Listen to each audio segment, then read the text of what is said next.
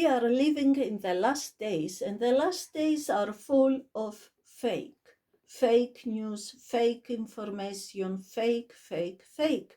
The Bible says, woe to those who call evil good and good evil, who put darkness for light and light for darkness.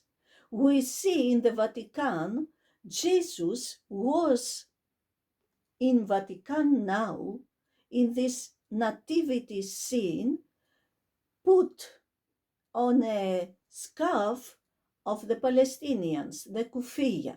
But Jesus was never a Palestinian. Jesus was never a terrorist. Jesus was never a Muslim. Jesus was born in Bethlehem, a Jewish village. Jesus grew up in Nazareth, a Jewish village. Jesus is God who became a man for you and for me.